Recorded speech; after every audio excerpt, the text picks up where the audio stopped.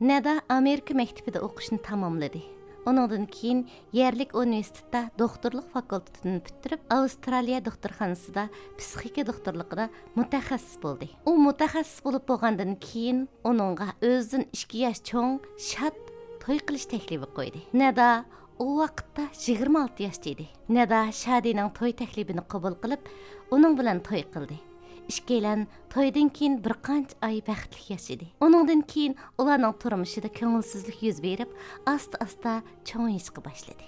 Xuddi illiq bahar fasli tezla oxirlashib, shivirg'anliq zimiston kirib kelgandek.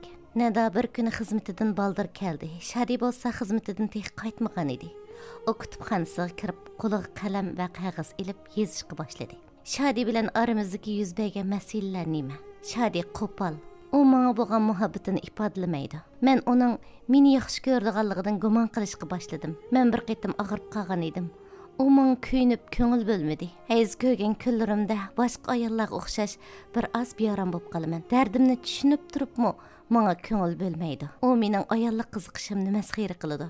Meni hurmat qilmaydiganligini menga his qildirdi va menga munosabatlik ishlarga ko'ngil bo'lmaydi. Masalan, onam menga hadiya qilgan 2000 dollarlik bilezikim so'nib ketgan edi. Men uningga bilezikimni o'ngishtirib berishni aytdim. Ammo u bilezikim bir qancha oydan beri hali ham u ko'rdigan yerda ustal ustida turyapti. Men uningga bilezikni eslatsamla, bugun o'ngishtirib beray, ati o'ngishtirib beray deydi. U bir shaxsiyatchi. U o'zini mendan bekrak yuqori ko'rdi. Ba'zi kunlarda har ikkimiz xizmatimizdan kechikib qaytib kelamiz. Uyda yeydigan hech narsa yo'q. Uni ba'zi do'stlar chaqirdi-da, u menga debmi qo'ymasdan chiqib ketdi. Shadining men bilan o'tkazdigan vaqti ko'ngillik bo'lmasdan, balki zehni chechilang'i o'tadi. Jismimiz yaqin bo'lgani bilan ruhiy jihatda bir-birimizdan yiroq. U xizmatdagi ko'ngilsizlik masalalarini uyga olib kirdi. Men uningdan menga qarta bexatarlik tuyg'usi his qilmayman. Yana biri u xushalligini men bilan o'rtoqlashmaydi. Agar men uning bilan bir temada uzunroq paranglashsam, u so'zimni bilib yetadi va qisqagina bir eg'iz gap bilan oxirlashtirishimni aytadi. Shundaqla mening savollarimdan zerikishga boshlaydi. Eng azoblig'i u bu jihatda ayol xizmatdoshlariga ko'ngil bo'ladi. Uning yumoristik tuyg'usi ular bilan birga bo'ladi. Masalan, u meni mashinada saqlayotgan bo'lsa, men 2 minut kechikib qolgan bo'lsam, uning judini tutib ketadi. Bir qitim biz ikkimiz birga vaqtda uning bir ayol xizmatdoshi 20 minut kechikib qoldi. U xizmatdoshi uningga o'zir aytib edi, "Yo'ldishim, hargiz undaq demang, hargiz undaq demang, hech qisi yo'q" deb ketdi. Men bir qitim uning yon telefonini elib, ayol katibiga uning nomida "Menga bundan keyin atiyalligingiz xayrli bo'lsin, xayrli kech" deb uchur yo'llag'uchi bo'lmang deb uchur yo'llab qo'ydim. Men buni erimni kunlab qilgan edim. U buni bilganida menga achchiqlandi va menga bir qancha kun qiydab qoldi va meni ochammisin deb yon foniga shifr sep qo'ydi. Men obrazimni uning bilan birga o'chirilgandek his qilyapman. Uning bilan birga bo'lganimda boshqalar oldida o'zimni to'yin ko'rdigan bo'lib qilyapman. Shadi mening kuyinchiligimga xizmatdoshlarim ichidan biriga biroz ko'ngli tushib qolib, uning bilan qasddan uzun paranglashadigan bo'lib qolganligim bilan yomon gumon qilib javob qaytardi. U garchi ayollarning haq-huquqi va ularning zulmiga uchirganligi haqida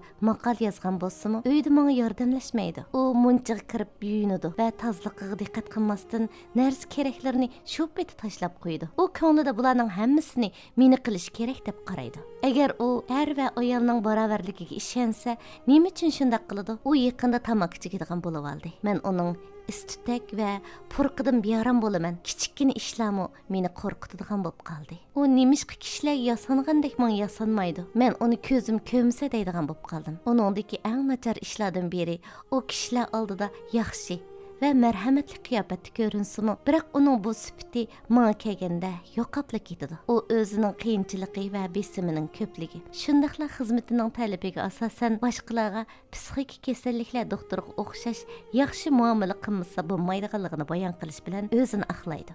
Yo'ldishimning shaxsiy hayotining qisman taraflari bor. Bu taraflar yo'ldishimning ko'nglini yerim qiladigan bo'lg'ashqa, men u to'g'riliq so'zlashdan hayo qilaman. Shadining mening nazarimdagi obraz tavrab qolg'ashqa, men er ayollikdagi normal munosabatimizdan saskindigan bo'lib qoldim. Bundaq qilib, o'zimni xato ish qilayotgandek his qilaman. U o'zining ojizligini menga oshkorlashdan haqoratlik qiladi. Balki uning o'rniga uning ojizlik tarafini bilib qolsam, menga hökrəydi. Mən onun qiziqishi bilan karim bo'lmasdan, balki hamma ishda onunğa qasdan qarshi ish qildigan bo'lib qoldim. Mening hech bir ishda onunğa o'xshab qolgim yo'q. Men o'zim psixika doktori bo'lib turibmi, u sababli ruhiy jihatdan charchadim. Men uningdan ajrashib ketishni talab qildim. Lekin u men uchun setib olib turibmi, mening nomimga yozdirmagan har qanday narsani menga hargiz bermaydiganligini purtib o'tdi. Bu ishni hal qilishning chorasini topa olishim mumkin degan umidda kechirmishlarimni ba'zi do'stlarimga ochiq etdim. Garchi tafsilotlari farqli bo'lsa-mu, ammo ularningmi mening kechirmishimga o'xshab ketadigan bir hikoyasi borligini his qildim. Men uningdan biri Oysha radhiyallohu anha onamiz va uning payg'ambar sallallohu alayhi vasallam bilan to'y qilganlik voqealarni anglagan edim. U voqealar mening kechirmishlarimga butunlay o'xshamaydi. Men Oysha radhiyallohu anha onamizni aslab, uning tarjim holini varaqlashga boshladim. Bu jarayonda uning yo'ldoshi bilan bo'lgan axloq fazilatini bilib, uningdan o'zim to'g'riliq maslahat so'ramoqchi bo'ldim. Men uningdan maslahat so'rash jarayonida tilga ilishdan xijil bo'ladigan bir qism tafsilotlardan uni xabardor qilmadim. Uning turmush hayoti bilan o'zimning turmush hayotini selishtirib beqish uchun faqat Shodi bilan bo'lgan 23 masalaga oid savollarni so'ragan bo'ldim. Qarindoshlar, bu yerda Nado bilan Oysha radhiyallohu anha onamiz o'ttirsidagi tasavvur qilingan dialog boshlanadi. Biz buningda Oysha radhiyallohu anha onamiz hadislarda so'zlagan so'zlarni dialog shaklida xuddi o'zaro paranglashgandek tasvirlab, oddiy shaklda huzuringizga sundiq. Shundaqla dialog mazmunini Rasululloh talabbuzi va ish faoliyatlariga hech qanday o'zgartish kirgizmasdan, uning asli manbasining sahih hadislarga uyg'un bo'lishiga rioya qildik. Şoңlashqa siratga mansub bo'lmagan narsani siratga mansub qilibdi deb e'tiroz qilmag'aysizlar. Undaqda biz dialogimizni boshlaylik. Nada o'zining savollarini mundaq boshladi. Muhammad alayhisalomning ayoli Oysha, shundaqmi? Oysha radhiyallohu anha javob berdi. Shundaq. Nada, sizdan bir qancha savol so'rsam bo'lamdi? Oysha radhiyallohu anha bo'ladi. Nada o'ziga pichirlab, Shodi qo'pol. U menga bo'lgan muhabbatini ifodalamaydi. Uning meni yaxshi ko'rdiganligidan gumon qilishga boshladim. Deydi-da, Oysha radhiyallohu anhadan mundaq deb so'raydi. Rasululloh sizga bo'lgan muhabbatini ifodalamdi. Oysha radhiyallohu anha illiq tabassum qilib mundaq dedi. U ro'zdar holatida turibmi meni suyib qo'yatdi. Bir qitim boshqalar Rasulullohdan "Sana kishilar ichidagi eng suyumli kishi kim?" deb so'rag'inida Rasululloh Oysha deb javob bergan edi. Bu ifoda bo'lsa, azaldan ayoliga bo'lgan sevgisini oshkor so'zlashga odatlanib baxmagan bir jamiyatda berilgan javob edi. Nada o'ziga pichirlab, men bir qitim og'rib qolsam, Shodi menga alohida ko'ngil bo'libmi qo'ymadi, dedi. Da Oysha radhiyallohu anhadan so'radi. Siz og'rib qolganingizda Rasululloh sizga ko'ngil bildiganligini his qildiramdi. Oysha radhiyallohu anha mundaq javob berdi. U menga oilada silliq muomala qiladi. O qo'lini mening og'rib qolgan a'zoyimga qo'yib turib, menga duo qiladi. Nada o'ziga pichirlab, hayz ko'rgan kunlarimda boshqa ayollarga o'xshash biroz chichilangi bo'lib qolaman. Shodi psixik kasalliklar doktoriga o'xshash dardimni tushunib turibmi, menga ko'ngil bilmaydi, dedi-da. Oysha radhiyallohu anhadan so'radi. Rasululloh hayzdor mazgilingizda sizga ko'ngil bilamdi. Oysha radhiyallohu anha mundaq dedi. U bundaq vaqtlarda menga eng kuyimchan bo'lib ketadi. Men hayzdor mazgilimda suv ichib, andin u suvning qachisini Rasulullohga sunib bersam, Rasululloh eg'izini qasdan men ichgan o'ringa qo'yib ichadi. Men yana go'shtni yeb, andin uni Rasulullohga sunsam, u qasdan men yegan o'rindan yeydi. Rasululloh bu ishlarni mening ko'nglimni xushal qilish va g'am qayg'umni ketkizish uchun qiladi. Men haj qilayotganimda hajdor bo'lib qolgan edim. Haj faoliyatimning buzilib ketishidan qo'rqib yig'ladim. Rasululloh menga bu hayz bo'lsa Alloh subhanahu va taolaning Odam alayhisalomning qizlariga taqdirda putvatgan bir ish dedi. Onundan keyin menga men qilishga tegishli ishlarni deb berdi. Nada o'ziga pichirlab, Shodi mening ayollik qiziqishimni to'van ko'rdi va meni hurmat qilmaydiganligini menga his qildirdi, dedi-da. Oysha radhiyallohu anhadan so'radi. Rasululloh sizning qiziqishingizga ahamiyat beramdi. Oysha radhiyallohu anha tabassum bilan mundaq dedi. Bir qitim Habashistonliklar masjidda merganlik o'yinini o'ynayotdi. Rasululloh mendan ularning merganlik o'yinini ko'rishni yaxshi ko'ramsan deb so'radi. Men onunğa şundaq deb cavab berdim. Şunun bilan Rasulullah eshik tarafda turdi. Men Rasulullahning orqa tarafidan turib, zanqimni uning maydasiga qo'yib, mag'zimni uning mag'ziga chaplab turdim. Rasulullah meni o'zining to'ni bilan yegib turdi. Men o'yin ko'rib xeyli vaqt o'tgandan keyin Rasulullah mendan "Amdi bo'ldi qilamsan?"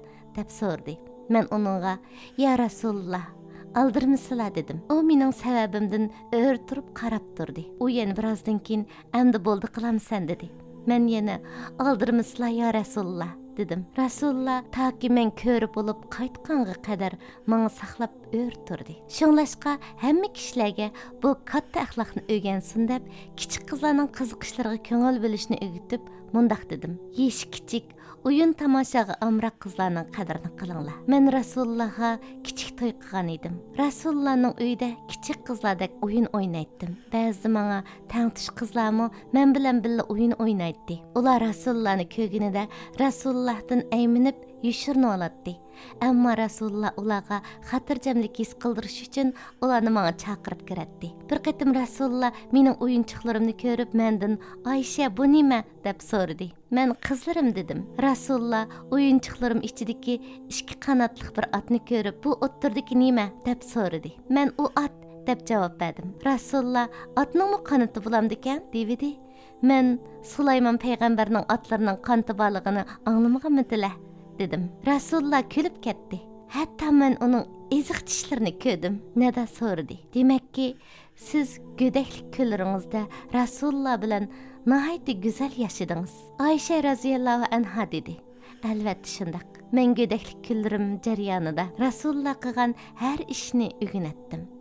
Nihoyat xotirjam va sog'lom psixika bilan o'ynaytdim. Yayraytdim, o'rganatdim va ibodat qilatdim. Yeshim cho'nglagan vaqtimdami Rasulullah menga yanada davomli ahamiyat beradi va ehtiyojlarimga ko'ngil bo'ladi. Nada o'z-o'ziga pichirlab, Shadi menga munosabatlik ishlarga ko'ngil bo'lib ketmaydi. Onam hadiyalik epagan $2000 bilezikim sonib ketib, Shadidan bilezikimni o'ngishtirib berishni o'tingan bo'lsam-mu, biroq bir qancha oydan beri bilezikim hali ham ustal ustida turyotdi. Uning har qatim bilezikimni eslatsam, u bugun o'ngishtirib beray, at o'ngishtirib beray deydi. Dedi-da Ayşe raziyallohu anhadan so'radi. Rasulullah sizga munosabatlik ishlarga ahamiyat beramdi. Ayşe raziyallohu anha tabassum qilib mundaq dedi. Men bir qatim Rasulullah bilan safarga chiqqan edim. Bo'labqam uzilib tushib qilib yo'qab ketdi. Rasulullah men bo'labqamni topqanga qadar meni saqlab turdi. Sahobalarmi Rasulullah bilan birga saqlab turdi. Ularda tahorat og'ichlikmi suv yo'q edi. Dadam Abu Bakri men ochiqlangan holda oldimga keldi. Chunki men hammalarni kechiktirishga sabab bo'lgan edim. Dadam beqinimni nihoyat qattiq chimdib oldi. Halbuki Rasulullah yotamda beshini qo'yib uxlab qolg'achqa, uning uyg'onib ketib, aromani buzib qo'yishimdan ansirab, midirlayolmadim. Nada o'z-o'ziga pichirladi. Shodi bo'lsa shaxsiyatchi, u o'zini mendan yuqori ko'rdi. Ba'zi vaqtda har ikkimiz xizmatimizdan kechikib qaytib qolamiz. Uyda yeydigan hech narsa yo'q. Uni ba'zida do'stlar chaqirdi-da, u menga debmi qo'ymasdan sirtga chiqib ketdi, dedi-da Ayşe raziyallohu anhadan so'radi. Rasulullah ba'zida yemak ishmakda o'zini sizdan yuqori o'ringa qo'yamdi. Ayşe raziyallohu anha nihoyat hayron qilib mundaq dedi. Hargiz undaq qilmaydi. Bizning mezilik tamoq etadigan bir paris qo'shnimiz bo'lib, u qo'shnimiz tamoq etib Rasulullohni tamoqqa chaqirib kelganda, Rasulullah ayolim Ayşe'ni chaqiramsan dedi. U qo'shnimiz yo'q dedi. Rasulullah Ayşe men bilan birga chaqirilmasa, men boramayman dedi. U qo'shnimiz Rasulullahni tamoqqa yana chaqirib keldi. Rasulullah yana ayolim Ayşe'ni chaqiramsan dedi. U qo'shnimiz yo'q dedi. Rasulullah bu qatimmi Ayşe men bilan birga chaqirilmasa, men boramayman dedi. U qo'shnimiz Rasulullahni 3-qatim yana tamoqqa chaqirib kirdi. Rasulullah yana ayolim Ayşe'ni chaqiramsan dedi. U qo'shnimiz ha chaqirman dedi. Rasulullah bilan birga u qo'shnimizning uyiga bordik. Undaqda Rasulullah nima uchun o'z yolg'iz berishni rad qildi? Chunki u mening u tamoqni yaxshi ko'rdiganligimni biladi. Bizning yeydigan narsalarimiz yo'q deyarlik edi. Rasulullah men bilan birga tamoq yeyish va yoki birlikda osh qilish orqali menga o'rtaq bo'lishni xohladi. Bu ish Nadani hayron qoldirdi va texmi qiziqib qelib so'radi. Nima uchun yeydigan narsanglar oz edi? Ayşe raziyallohu anha mundaq deb javob berdi. Rasulullohga pul sovg'a salomlar va yemak ishmaklar keladi. Rasulullah o narsalarni faqir miskin va ahli so'pilarga beratdi. Men Rasulullah bilan birga sabr qilatdim. Men Rasulullahning men bo'lmasam yemaklik yeyishni rad qilganligini ko'rib turib, qandaqmi sabr qilmay? Nada mundaq dedi. Bu savolim uchun meni kechiring. Sizdek güzel, yosh bir qizga Rasulullahdan ayrilib qoladigan taqdirdimi, texmi yaxshi boyashat yashash fursati berildimi? Ya'ni siz Rasulullahdan ayrilishni o'ylab baqdingizmi? Aysha raziyallohu anha kulib selib mundaq dedi. Bir qitim men Rasulullahning boshqa ayollari bilan birlikda Rasulullahdan mol-mulk talab qildik va biz bu talbimizni ching turdik. Ya'ni biri biz hammamiz barcha amallar bilan Rasulullahni kullaydik. Bizden bireylen küçü yesila Rasulullah'ni yalğız özünün qilvelishni ko'zlaydi. Biz bu sebepten bir-birimizga çare tedbir qilatdik. Bu sebepli Rasulullah bizga ochiqlanib, bizden bir ay yotoq ayirib turdi.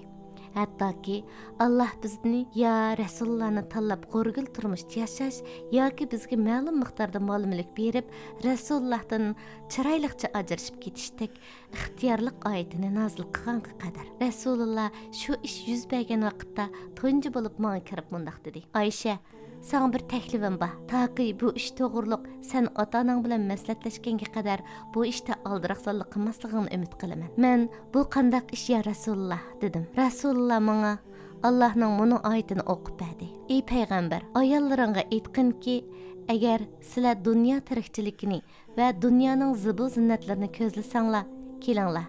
Sizlarga bir oz narsa beray. Sizlarni chiroyliqcha qo'yib beray. Agar sizlar Allohni va Allohning payg'ambarini oxirat yurtini ixtiyor qilsanglar, Alloh haqiqatan ichinglardagi yaxshi ish qiluvchilarga cho'ng savobni tayyor qildi. Ahzob surasi 28-29-oyat. Rasululloh oyatni o'qib bo'lib, mening ota-onam bilan maslahatlashgandan keyin javob berishimni kutyotdi. Men uningga sen to'g'riliqmi ota-onamga maslahat solamdim? Unda qilishimning hojati yo'q. Men Alloh va Allohning rasulini va oxiratni tanlayman dedim. Rasulullah sözümden xushal bo'ldi. Nadoning vujudida jaranglagan Aysha raziyallohu anhaning bu so'zi nima degan tatliqa? Nado xuddi voz kechilmaydigan muhabbatni, shundaqla o'zi va yo'ldoshi bilan faqat ayrilmaydigan ruh holatida ko'rinadigan bir qizni ko'rgandek bo'ldi. Nado qandoq bo'lib eridan ayrilishni talab qilganligini, erining bo'lsa Nado uchun setib olib, Nadoning nomiga yozilmagan har qanday narsani uningga hargiz bermaydiganligini purtib o'tganligini esladi. U eriga ko'ngil bo'lganlikdan emas, balki mushu narsalarga bog'lanib qolish sababli ajrashmay turayotgan edi. Ayni vaqtda Aysha raziyallohu anhaga Rasulullohdan ajrashib, dunyo zibu zinnatlari bilan bahramon bo'lish fursati berilgan bo'lsa-mu, biroq u hech ikkilanmasdan Rasulullohni tanlagan edi. Nada o'z-o'ziga pichirlab, Shadining men bilan birga o'tkazgan vaqti alohida vaqt bo'lmasdan, balki uning kayfiyati yaxshi bo'lmagan, zehni chechilan vaqtda bo'ladi dedi-da. Aysha raziyallohu anhadan so'radi. Rasulullahning muhim ishlari bekmi ko'p. Qandaqla bo'lmasin, u sizning yoningizda bo'lgan vaqtda hissiyat jihatda sizga sodiq ekanligini his qildingizmi? Aysha raziyallohu anha mundaq dedi. Rasulullah men bilan turganda badani va zehni bilan menga to'liq haqqimni beradi. U men bilan fikr almashtiradigan va menga yaqinlashadigan har qanday fursatni g'animat biladi. U men uchun nurg'un iltifotlarni ko'rsatdi. Shunlashqa men Rasulullohdan rivoyat qilingan nurg'un hadislarni ko'ra olasiz. Men uning hayotining yoq pishqaq tarafida emas, balki uning qalbining markazida edim. Rasululloh men hayzdor mazgilimda Qur'onni quchog'imda qo'yatdi. Mendan yiroq turishning o'rniga mening quchog'imda Qur'on o'qiydi. Nadoning ko'z oldida saf va romantik bir ko'rinish tasvirlanishga boshladi. U Rasulullohning mungluq ovozi bilan Ayshaning quchog'ida beshini qo'yib Qur'on o'qiyotgan. Aysha raziyallohu anhaning bo'lsa Rasulullohning chechini silab, cho'nqur sevgi, mehr, muhabbat bilan Rasulullohning Qur'on o'qishini tinglashayotgan holatini tasavvur qildi. Aysha raziyallohu anha biz vaqtlarni ko'ngillik o'tkazatdik. Hatto ba'zida bir qachidan suv elib yuyinatdik. Chaqchaqlashib yuyindigan suv baslishatdik. Men uningga suvdan ma'um qo'yib qo'ygan deydim. U menga sevgi, muhabbat, muloyimlik va jo'shqinlik ruhi bilan suvdan ma'um qo'yib qo'ygan deydi. Aysha raziyallohu anha tabassum qilgandan keyin mundaq dedi. Men Rasululloh bilan bir qitim safar qildim. U vaqtda men kichik va o'riq edim. Rasululloh sahobalarga sizlar mengib turinglar dedi. Ular mang'ash turdi. Andan keyin Rasululloh menga keling yugurishni baslashayli dedi. Biz baslashdik. Men Rasulullohni yengib oldim. Keyin men cho'ng bo'lib samirib qoldim. Men bu vaqtda tunji musobaqalashganimizni unutib qolgan edim. Men yana Rasululloh bilan safarga chiqdim. Rasululloh sahobalarga sizlar mengib turinglar dedi. Ular mang'ash turdi. Andan keyin Rasululloh menga keling yugurishni baslashayli dedi. Men Rasulullohga men bu samirib qolgan holimda qandaq misli bilan musobaqalashalay dedim. Rasululloh musobaqalashalaysan dedi. Shuning bilan men musobaqalashib edim. U meni yengib oldi. Rasululloh kulib turib tanglashdik dedi. Nada o'z-o'ziga pichirlab shodi xizmatda ko'ngilsizliklarni uyga ib keladi dedi-da. Ayşe raziyallohu anhadan so'radi. Hayotlik mas'uliyatlari kofirlar va munofiqlarning Rasulullohga qarshi hiyla mikrlari sizlarning turmushingizga ta'sir ko'rsatdi. Ayşe raziyallohu anha mundaq javob berdi. Balki u yenimga kirganda butun g'amlarini unutgandek kiratdi. Men uningdan mehr muhabbat, xotirjamlik va yaxshi muomaladan boshqa narsani ko'rmaydim. Nada mundaq dedi. Demak siz mushu sharoitlarning hammasida o'zingizni xotirjam his qiladingiz, shundaqmi? Ayşe raziyallohu anha dedi. Albatta shundaq. Buningdan ortiq baxt va xotirjamlik bo'lamdi. Nada o'z-o'ziga pichirlab, shodi xushalligini men bilan o'rtoqlashmaydi, dedi-da. Ayşe raziyallohu anhadan Rasululloh siz bilan xushalligini o'rtoqlashamdi deb so'radi. Ayşe raziyallohu anha mundaq dedi. Albatta o'rtoqlashatdi. Masalan, bir qitim Rasululloh xushalligidan chiroyi nurlangan holatda kirib keldi. Hey Ayşe, qaramamsan, Baytin Mujazzaz degan kishi Zayd ibn Harisa va Usama ibn Zaydga qarabla bu putlarning ba'zisining parchasi ekan dedi. Ya'ni Rasululloh bu kishining Zayd va uning o'g'li Usamaning yuzini ko'masdan putiga qarabla bu ikkilarning o'ttirsida urug' tuqqanlik aloqa borligini bilib qolganligidan hayron qilib xushal bo'lgan edi. Uning ustiga Usamaning ikki puti onasiga tatqanlikdan qap-qora edi. Dadisi Zaydning ikki puti bo'lsa oppoq edi. Nada o'z-o'ziga pichirlab, men shodi bilan bir temada parangni uzatsam, u gapimni bilib yetibla. Mening demoqchi bo'lganimni qisqa ixcham deyishga buyurdi. U ko'p savol so'rashimdan zerikishlik his qiladi, dedi-da. Ayşe raziyallohu anhadan so'radi. Rasululloh so'zingizga diqqat bilan quloq solamdi. Ayşe raziyallohu anha mundaq dedi. U asaldan mening gapimni bilib yetib baxmadi. Men uning bilan birga o'ltirib 11 ayolning eri haqida parang qilganlik voqeligini so'zlab berdim. Bu uzun suhbatda ularning oxirgisi bo'lsa, ayoli Ummu Zar'ini hurmatlaydigan Abu Zar'ining voqeligi edi. Rasululloh so'zimni bilib etmasdan menga quloq silib turdi. Hatto men so'zimni oxirlashtirganimda menga bo'lgan muhabbatini izhor qilib, men senga nisbatan ayoli Ummu Zar'ini hurmatlaydigan Abu Zar'iga o'xshayman dedi. Men Rasulullohdan o'zim bilmaydigan bir narsani anglaganimda men uni bilganga qadar qayta so'raydim. Masalan, Rasululloh bir qitim hisob ilingan kishi azobga duchor bo'ladi dedi. Men Rasulullohdan Alloh taolo Qur'on Karimda nomi amali 10 qo'liq berilgan odamga kelsak, uningdan oson hisob ilindi. Inshaq surasi 7-8 oyat. Degan emasmidi deb so'rganimda Rasululloh mundaq javob berdi. U oyatda maqsad qilingani bo'lsa, hisob tanglashtirish. Inchik hisob qilingan kishi tugishidir. Rasululloh mening ilm o'rganishni yaxshi ko'rganimga xursand edi. Men yodlab olgan hadislarda tepilgan o'nlarcha, yuzlarcha savollarimni Rasulullohdan so'raydim. Rasululloh savollarimning ko'pligidan hech terikmasdan ko'ngil qo'yib javob beradi. Har qanday savolimni oddiy ko'rmaydi. Nada o'z-o'ziga pichirlab, shodi mendan zerikishga, menga qarshi achchiqlanib, chichilangu bo'lishga boshladi. Eng echinishli shuki, u menga undaq bo'lgani bilan o'zining ayol xizmatdoshlariga ko'ngil bilib ketdi. Ular bilan ko'ngli yoyrab ketdi dedi-da. Ayşe raziyallohu anhadan so'radi. Siz xatolashib qolganingizda Rasululloh sizga chechilib, achchiqlanib ketamdi. Ayşe raziyallohu anha mundaq javob berdi. Dal aksicha, Rasululloh menga mehribonlik bilan o'gitib qo'yatdi. Men bir qitim Rasulullohning ayoli Safiyani kamsitib tilga epsag'inimda Rasululloh menga sen shundaq bir so'zni qildingki, agar bu so'zing dengiz suyiga aralashib qolsa, u dengizning suyini bulg'ib yetalaydi dedi. Rasulullohning bu so'zni qilishi mening Allohdan qo'rqish ingimni kuchaytirish uchun bo'lgan edi. Rasululloh menga qayib baxmidi. Eng cho'ng qildig'ini men xatolashganimda Rasulullohning chiroyi o'ngib ketadi. Shu sababdan Rasululloh menda o'zining chiroy ifodasini ko'ztalaydigan va ish faoliyatlarimni uning asosiga raddiyalaydigan darajada his tuyg'ularga quloq solish ruhimni o'stirdi. Nada so'rdi. Rasululloh sizga har vaqirmamdi. Ayşe raziyallohu anha tabassum bilan mundaq dedi. Bir qitim Rasululloh menga men sening mendan xushal bo'lganingni yoki xafa bo'lib qolganingni bilib qolaman dedi. Men Rasulullohga qandoq bilala desam, u sen mendan suyunib xushal bo'lsang Muhammadning Rabbi qasam deb gap qilsan.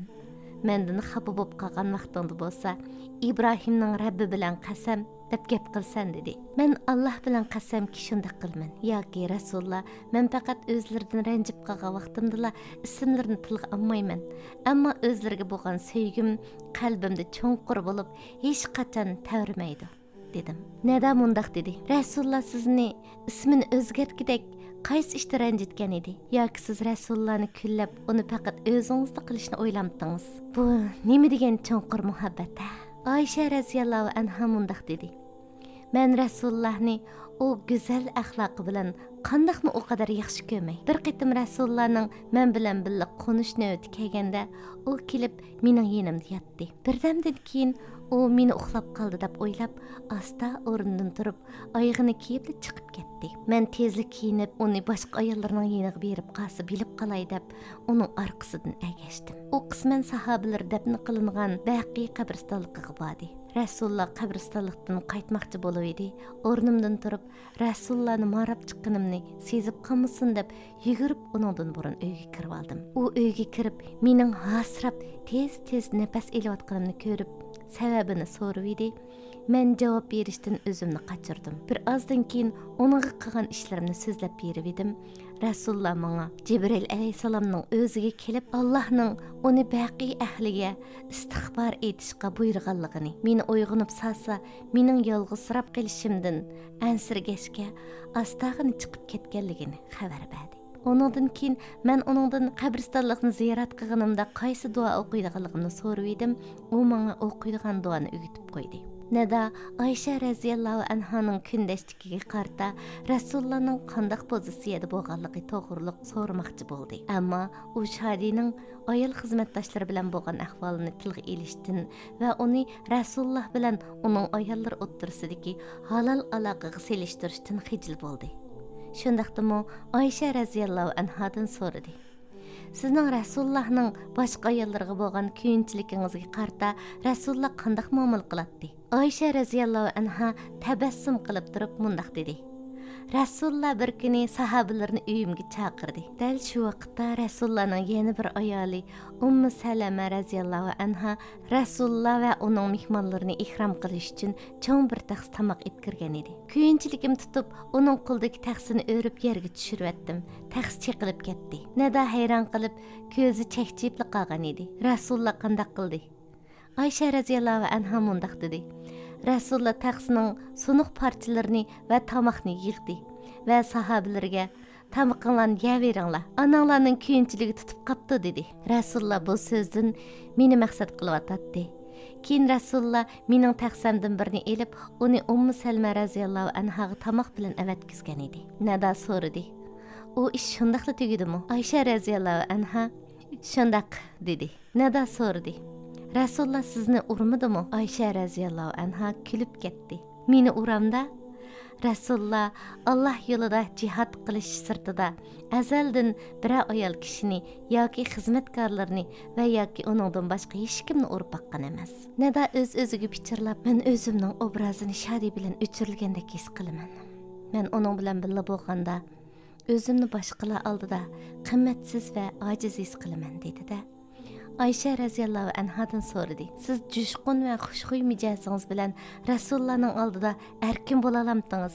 Ayşe raziyallohu anha tabassum qilib bundaq dedi. Rasulullohning ayoli Savda raziyallohu anha uyimda bor vaqtda tamoq hozirlab uningga tamoq yeng dedim. Rasululloh biz bilan birga edi. Savda raziyallohu anha tamoq yegim yo'q, yemayman dedi. Мен оныңға тамақ yesіңіз yeң, yemesіңіз yüzіңізге suvayman dedim. O tamaqni yana yemedi. Şunun bilan men tamaqni onun yüzüge suvdim. Rasulullah bunu görüp külüp ketdi. Savda raziyallahu anha tamaqni elip mening yüzümge suvdi. Rasulullah yana külüp ketdi, dedi. Nada öz-özüge pichirlab, shadi mening kuyinchiligimga xizmatdoshlarim ichidan biriga bir oz ko'nglim tushib qelib, uning bilan qasdan uzun paranglashadigan bo'lib qolganligim bilan yomon gumon qilib javob qaytardi, dedi-da. Oysha raziyallahu anhadan so'radi. Rasulullah sizga yaxshi gumonda bo'lamdi. Oysha raziyallahu anha mundaq deb javob berdi. Shundaq munofiqlar men bo'xtan chaplab edi. Rasulullah meni qo'g'didi. U meni maqsad qilib turib, Alloh bilan qasamki, men oilam haqida faqat yaxshilikni bilaman dedi. Biroq men to'g'riliq oyat nozil bo'lmayotdi. Shundaq turuqliq Rasulullah ba'zi kishilar deyishayotgan so'z cho'chaklar haqida ko'nglimni yerim qildigan savolni menga yuzma-yuz so'rashdan tatinayotdi. Bir kun Rasulullah bir ish to'g'riliq mendan surishtirib boqmoqchi bo'lib mundaq dedi. Hey Oysha, maqsadga kelsam, men sen to'g'riliq ba'zi bir gap so'zlarni angladim. Agar sen pok bo'lsang, Allah eng qisqa vaqt ichida sening pokligingni o'ttirg'i chiqarib berdi. Agar gunoh sodir qilgan bo'lsang, Allohdan mag'firat tiligin va uningga tavba qilgin. Bir banda gunohini e'tirof qilib tavba qilsa, Alloh uning tavbasini qabul qiladi dedi. Uningdan keyin Alloh mening pokligimni o'ttirg'i chiqadi. Nadi o'z-o'ziga pichirladi. Nada o'z-o'ziga pichirlab, shodigarcha ayollarning haq huquqi va ularning zulmga uchraganligi haqida maqol yozgan bo'lsa-mu, uy xizmatchisi ayol dam olgan vaqtda uyda menga yordamlashmaydi, dedi-da. Oysha raziyallahu anhadan so'radi. Meningcha payg'ambar alayhisalom Allohning elchisi bo'lg'achqa uy ishlarida sizga albatta yordam qilmaydi, shundaqmi? Oysha raziyallahu anha mundaq dedi. O'ylaganingizning dal aksicha, Rasulullah menga uy ichida yordamlashatdi. Namozning vaqti kelganda namozga chiqatdi. Nada tasadduqlik his qildi va Rasulullohning o'zining ayoliga kamtarlik va mehribonlik bilan uy ishlarida yordamlashayotgan ko'rinishni tasavvur qildi. Nada o'z-o'ziga pichirlab, shadi yaqinda tamoq chekadigan bo'lib qoldi. Uning istidaklarining purqidan beyaram bo'laman. Amaliyotda tilga og'uchiligi yo'q ishlar meni quturtadigan bo'lib qoldi. U nima uchun kishilarga yasangandek menga yasanmaydi, dedi-da. Oysha raziyallohu anhadan so'radi. Rasulullah boshqalarga yasangandek sizga yasanamdi. Boshqalarga nisbatan o'zidan g'ayri puroq taralmasligiga diqqat qilgandek siz uchunmi diqqat qilamdi? Oysha raziyallohu anha mundaq javob berdi. Rasulullah uyga kirganda uning eg'izidan xushpuroq hidini purishim uchun avval misvak ishlatdi. Nada bu ko'rinishdan hayron qoldi.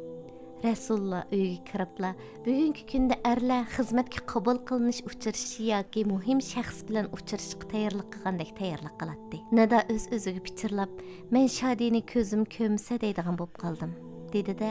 Oysha raziyallohu anhadan so'radi. Ko'rinib turibdiki, siz payg'ambar alayhisalomga bakli mabdum bo'lib ekansiz. Rasulullohning sizdan uzoq ketishga chidayolmaydigan darajaga yetib baqdingizmi? Oysha raziyallohu anha mundaq javob berdi. Mening navbat kunlarimdan bir kechasi Rasululloh mundaq dedi. Oysha, meni o'z holimga qo'ysang, Rabbimga kechida ibodat qilib olsam qandaq deysan? Men uningga Alloh bilan qasamki, men o'zlarining menga yaqin turishlarini yaxshi ko'raman. Ham shundaqla o'zlarini xursand qiladigan ishni ham yaxshi ko'raman dedim. Rasululloh o'rnidan turib tahorat oldi va namozga turdi.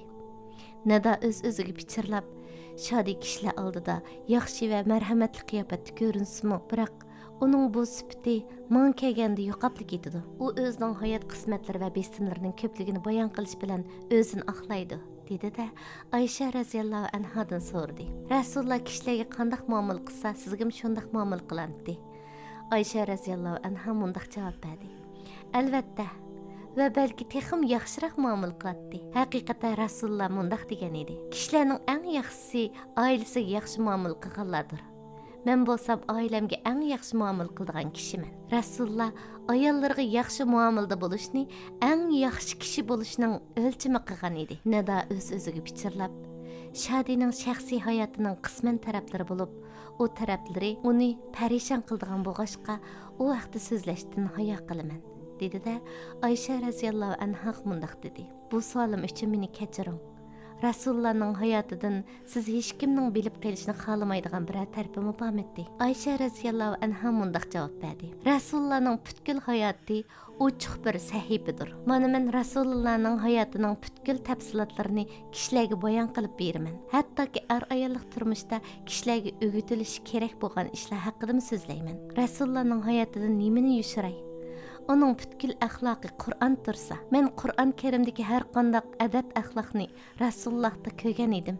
Onun iç teşi o'xshash edi. Rasululloh kishilarga siliq sipoyi muomala qilganga o'xshash, menga siliq sipoyi muomala qiladi. Hattoki men uning qaqaqlab kulganini ko'rib boqmagan edim. U faqatla tabassum qiladi. Shodining mening nazarimdagi obraz tavrab qolg'ashqa, men normal ayollik munosabatimizdanmi saskindigan bo'lib qoldim. Shundaqla o'zimning xato ish qilayotganligimni his qilyapman. Dedi-de Ayşe raziyallohu anha mundaq dedi. Bu savolim uchun meni to'g'ri tushuning. Ayollik turmush haqida kishilarga o'rgatishga tegishli bo'lgan ishlarni so'zlashdan siqilmaydiganligingizni tilg'ab o'tdingiz. Demak, sizlarning shaxsiy turmushinglardan hech bir ayib his qilmaydi ekansizda. Ayşe raziyallohu anha mundaq javob berdi. Albatta ayib his qilmayman. Ayollik turmushdagi normal aloqa bo'lsa, islomda Allohga ibodat qilganlik hisoblanadi. Xotin ikkilan o ish uchun ajr oladi. Buni menga Rasululloh o'rgatgan. Ayşe raziyallohu anha so'zini davomlashtirib mundaq dedi. Ayni vaqtda munofiqlar menga bo'xton chaplagan vaqtda Alloh taolo Nur surasida meni va menga o'xshash ayollarni nima deb sifatlaganligini bilamsiz. Alloh bizni u surada g'aflat deb sifatladi. G'aflat, buning ma'nosini bilamsiz. Bizning asli naslimiz pak-pokiza bo'lg'ashqa, yomonlik va harom ishlar esimizga kelmaydi degan ma'noda. Hattoki men Rasululloh va dadam Abu Bakr dafn qilingan uyimga kirganimda ba'zi kiyimlarimni silib etib kiraveratdim va o'zimga aytdimki, bu mening dadam va bu bo'lsa mening erim. Ammo Umar raziyallohu anha u uyga dafn qilinib edi. Alloh bilan qasamki, men Umar raziyallohu anhadan hayo qilg'ashqa u uyga kiyimlarimni to'liq kiyib ondan kirdim. Nada bularni anglab o'zini mukammal tarbiyalangan tamkin bir shaxsiyning oldida ekanligini his qildi. Shundaqla islomdagi jins tushunchasining bugungi davrdagi materializm ko'langisidagi jins tushunchasidan tamoman farqli ekanligini his qildi. Ayşe raziyallohu anha so'zini davom qilib mundaq dedi. Kishilarga o'rgatish uchun ayol o'rtasidagi aloqa to'g'riliq adab bilan so'zlaydigan, halol ish haqida so'zlashdan tortinmaydigan Rasululloh tafsilotga kirishda ayollardan hayo qiladi. Bir kuni bir ayol men bu yerda hayzdan qanday g'usl qilish haqida Rasulullohdan so'rab edi. Rasululloh unga qanday g'usl qiladiganligini aytib berdi. Agashtiribla mundaq dedi. Yung yoki paxtadan yasalgan bir parcha ilib, uning bilan paxlangin. Ondan u ayol qanday paxlanaman deb so'radi. Rasululloh avvalgideklar uning bilan paxlangin dedi.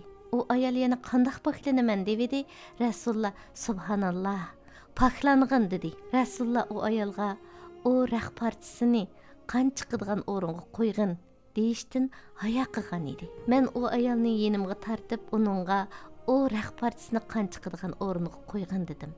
Nada o'z-o'ziga pichirlab, Shadi o'zining ojizlik tarafini men oshkorlashdan haqovrlik qiladi. Balki uning o'rniga uning ojizlik tarafini bilib qolsam, men ho'kiraydi dedi-da, Ayşe raziyallohu anhadan so'radi. Rasululloh sizning oldingizda o'zining ojizlik tarafini oshkorlashdan o'zini qachiramdi. Ayşe raziyallohu anha mundaq javob berdi. Balki Rasululloh vafot kesildi, boshqa ayollardan kesal kunlarini mening uyimda o'tkazish haqida ruxsat so'radi. Ayşe shundaq deganda ovozlar titrab ketdi va o'zini qasddan tutib olib so'zini davom qilib mundaq dedi. Rasululloh mening uyimda ko'ksim bilan bo'ynim o'ttirsida vafot topdi. Rasululloh vafot tepishdan burun akam Abdurahmon uyimizga kirganida uningda misvaq bor edi. Rasululloh uning misvaqiga qaradi. Men Rasulullohning o misvaqni ishlatgisi borligini his qilib, akamdan misvaqni elib, yumshatib, uni Rasulullohga berdim. Rasululloh o misvaq bilan eng go'zal shaklda misvaq qildi. Onundan keyin Rasululloh misvaqni menga bermoqchi bo'lib edi.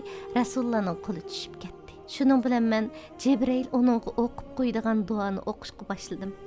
Rasululloh og'rib qolganida shu duoni o'qiydi. Ammo shu qitimliq kesildi, u duoni o'qiyamagan edi. Rasululloh ko'zini ochib osmonga qarab, "Eng oliy hamrohga qo'shilishni xohlayman" dedi və nəfəsdən toxtadı. Rəsulullanın ən axırqı tınıqlarında mening və onun tükürükümni birləşdirib bergan Allahqa cheksiz hamdlar bo'lsin. Nida Ayşə radhiyallohu anhadan so'rdi. Sizni Rəsulullanın yeniq dəfn qilishigə vəsiyyət qildingizmi? Ayşə radhiyallohu anha mundaq dedi. Mən Rəsulullanın yeniq dəfn qilishni arzu qilgan edim. Lekin dəfn qilinadigan o o'rinni Ömer raziyallohu anhaga o'tinib berdim. Ömer raziyallohu anhu pichoqlangan vaqtda uni mening yenimga elib kelindi. Men bo'lsam yig'lab atatdim. Ular mundaq dedi. Ömer raziyallohu anhu o'zining Rasululloh va Abu Bakrdan iborat ikki hamroyi bilan birga dafn qilinishi uchun sizdan ruxsat so'rayotdi. Men ularga dedim. Alloh bilan qasamki, özüm shu yerga dafn qilinishni arzu qilatdim. Ammo bugun o'zimdan bekrak Ömerning u yerga dafn qilinishini a'lo ko'raman. Nada o'z-o'ziga pichirlab, men uning qiziqishi bilan korim bo'lmasdan, balki hamma ishda uningga qasddan qarshilashadigan bo'lib qoldim. Men uningga hech qaysi jihatdan o'xshab qolg'im yo'q, dedim-da Ayşə radhiyallohu anhadan so'rdim. Rasulullohni sevg'inyapsiz? Ayşə radhiyallohu anha mundaq dedi. Shundaq, mening vujudimda hali ham hayotdir.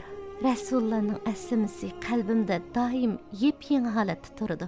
So'zlari, harakatlari, o'ltirib qo'pishlari, chiroy ifodalari. Men Rasulullohning ilm hikmatlarini xuddi sup-suzuk suvni so'mirib ichgandek sömürüp içtim. Men onun bilimi ve hayatının tafsilotlarini başqalarga so'zlab berganda ko'hrikim arsida Rasulullahning pak nafaslarini his qilaman. Gerçi men o'zim tug'magan bo'lsam-mu, Rasulullohga to'y qilish sharbi bilan butkul mo'minlarning onasiga aylandim. Mana shu sababli millionlagan musulmonlar meni qiyomatgacha yaxshi ko'rdi va mendan rozi bo'lib suyunadi. Shundaqla men ularga miras qoldirgan ilm hikmatdan iborat nur bilan mangadi. Mening hozirgi eng cho'ng g'imim bo'lsa, suyimlik yo'ldoshim Rasululloh bilan jannatni qayta ko'rishishdir. Rasululloh nima qilgan bo'lsa, menmi shuni qilaman. Rasululloh kishilarning ichidagi eng saxiysi edi. Men Rasulullohning va dadamning izida mengyapman. Men bir kunlarda Rasulullohdan turmush chiqimimni ko'paytib berishni talab qilgandan keyin mana bugungi kunlarda bo'lsa Alloh yo'lida o'zim chiqim qilib o'zimga hech nima qo'ymag'ala tasqalman. Rasululloh hadis sharifda shubhisizki Allohga eng suyimlik amal oz bo'lsa-mu davom qilgan amaldir degan edi. Mana men hozir bir amalni qilsam, uningda ching turib davom qilyapman. Nada o'z-o'ziga pichirlab, men o'zim psixika doktor turibmi, shodi sabablik ruhiy jihatdan charchidim, dedi. Va uning ahvolini Ayşə radhiyallohu anhaga selishtirib, uning ruhiy holati haqida so'rashdan xijil bo'ldi. Chunki bu alohida shaxsini ko'rib turib, uningdan bundaq bir savolni so'rash kulgulik savol bo'lib qoladi. Ayşə radhiyallohu anha o'xshashi oz tepiladigan bir shaxs bo'lib, uning haqida Ayşə radhiyallohu anhaning otasining o'g'li Urvat ibn Zubayr mundaq degan edi. Haqiqatan men hamma acham Ayşəga hamroh bo'lib baqdim.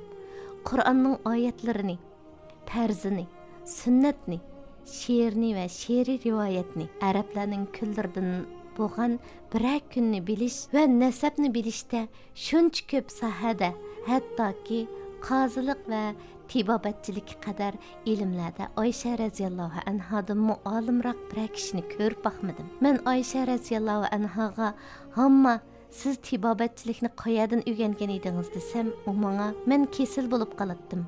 Menga doğru qilish yo'llari deb beriladi. Yana shuningdek boshqa bemorlar og'rib qolsa, uningga davolanish savoli deb beriladi. Yana men kishilarning ba'zisiga kasalni davolash usulini deb bergan gapini anglab, uni esimda tutib olgan edim, deb javob bergan edi. Suhbat oxirlashdi. Kech soat 1 bo'lgan edi.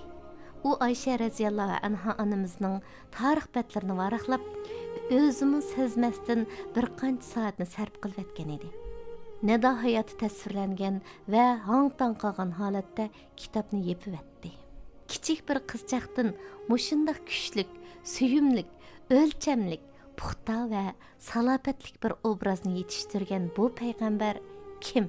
Nada kitobni yepib o'tib, kutubxonasidan turdi va kangir uyning zalidan o'tib mangdi. U qimmat baholiq chapinni yepinib olgan turuqliqmi o'zini to'ngligandek his qildi.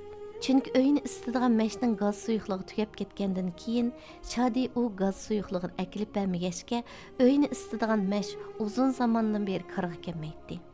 Shadi bo'lsa u gaz pulini Nadaning to'lib etishini tamom qilg'achqa gaz akilib bermagan edi. Nadamo Shadining bu tamasini sezib qolg'achqa bu ishlarni odatdagidekla bilmasga selib olgan edi.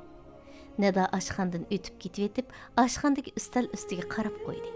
Ustal ustida Shadi ayoliga tayyorlamasdilla o'z yegan tomoq qoldiqlari turardi. Nada yotoq uyga kirdi. Uning heliq sunuq bilazuki Shadining o'ng'ishib berishini kutib, heli ham ustal ustida turardi.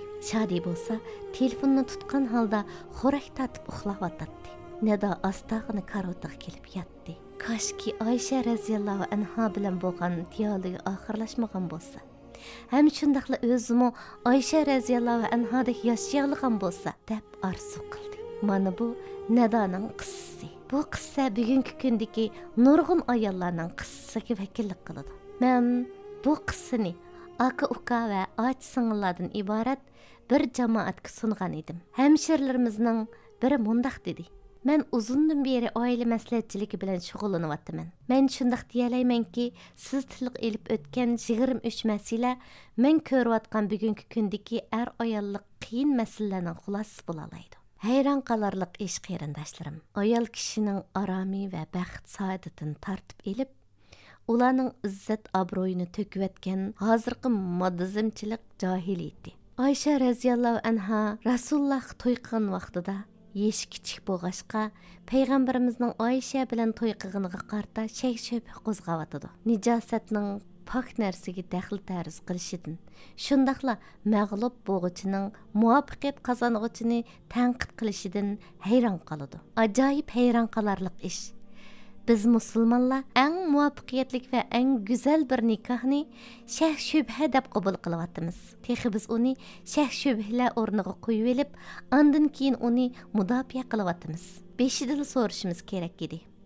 Biz onunğa javob beradigan qiyinchilik zodi qayerda? E'tiroz bildirgichilar. Sizlar qaysi huquqinglar bilan bizning sizlarning o'lchamlaringlarni qabul qildiganligimizni tasavvur qilyapsizlar? Hayron qolarligi butkul pastkash uslublar bilan bizlarni askari jihatdan mag'lub qilgan dushmanlarimizning bizlarni fikr jihatdan mag'lub qilib, bizning aqllarimiz va ruhlarimizni egallab olishiga ruxsat qilyapmiz.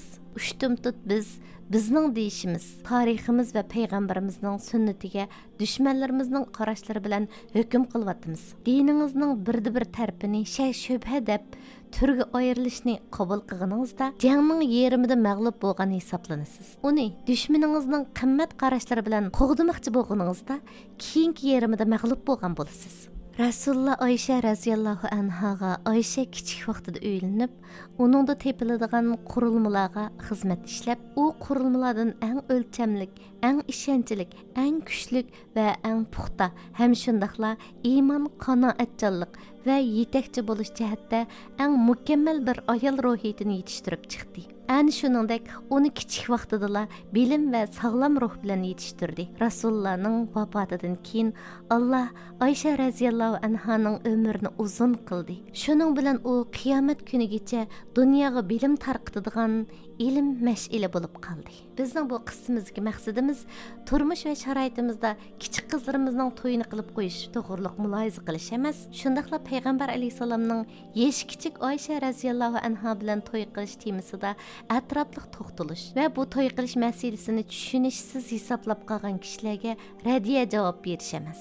Biz faqatla yangi davr jahiliyatining haqiqatini ko'rib olishimiz uchun ham shundaqla ayol kishi va uning psixikasiga hujum qilib, uningdan keyin Muhammad alayhisalom va Oysha radhiyallohu anhaning qissasidagi eng sof va eng go'zal namunaga til uzatayotgan jahiliyat guppangchilarini ko'rib olishimiz uchun payg'ambar oilasidagi Oyshaning psixologiyalik shakllanish taraflarini va u uchirgan muomalalarni yo'ritib bermoqchi bo'ldik.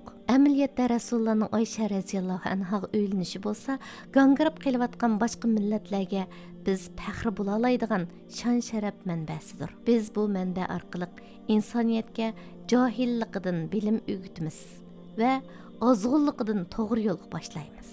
Shundaqla biz bu manba orqali oila va jamiyatlardagi hozirgi davrning johiliyat qoldiqlarini o'chirib tashlaymiz. Biz ulug' Allohdan oilamizdagi hayotimizni Rasulullohning Oysha bilan bo'lgan hayotiga o'xshash qilib berishni tilaymiz.